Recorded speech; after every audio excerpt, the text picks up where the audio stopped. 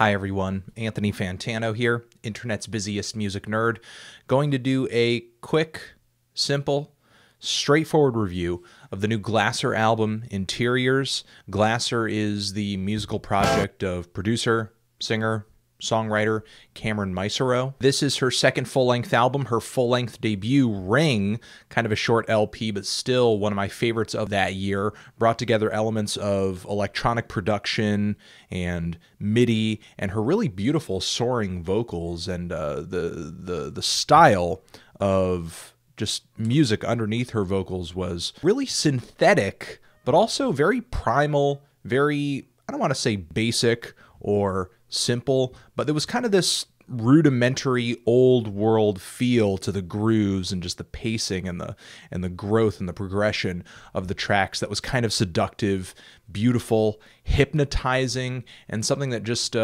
felt archaic in kind of a way. Now, this LP did earn Caren some Björk comparisons all around from numerous music fans and critics as well.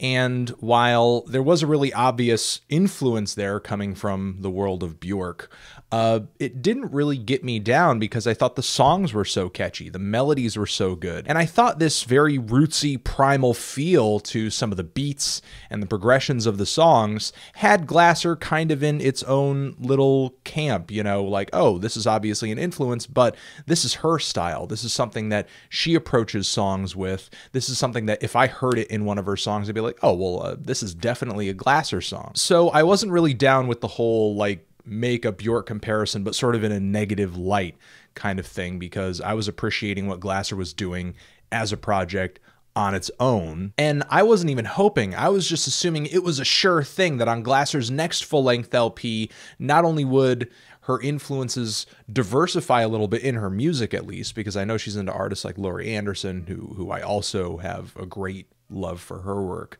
but I just expected this sophomore full-length LP to be a bit more original. And honestly, I can't even say that it is as original as Glasser's debut. In fact, I feel like there is an increased production value on this album, which is good. And I think the compositions and the atmosphere are a little more vast. But I feel like Glasser has taken all of this extra, all of this new effort, and merely put it toward...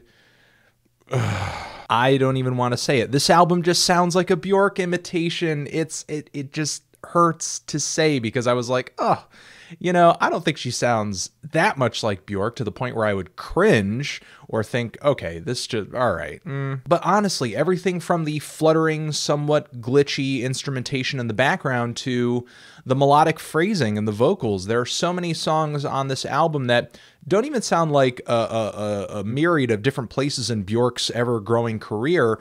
A lot of these songs just sound like they could have been on Vespertine, which is my favorite Björk album. But even though it does feel like there was a clear influence from that album, this LP is way less textured than Vespertine, and way less layered instrumentally, and way less epic as well. And honestly, there's not too much about this LP that I can say.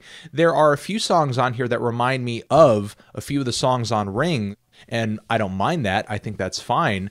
I guess I was just perplexed listening to this album as to what I kind of see as a huge step backwards rather than forwards into a more interesting or just a more distinct sound. Because with the last full length, I think Glasser had a pretty good thing going with this combination of primal beats and futuristic synthetic tones and her voice on top of it.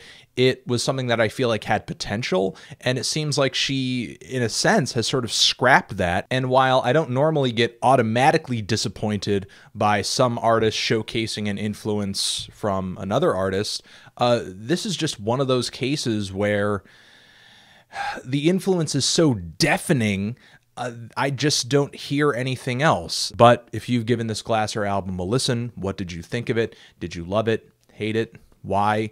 What do you think I should review next? And that's it. Anthony Fantano, Glasser, forever.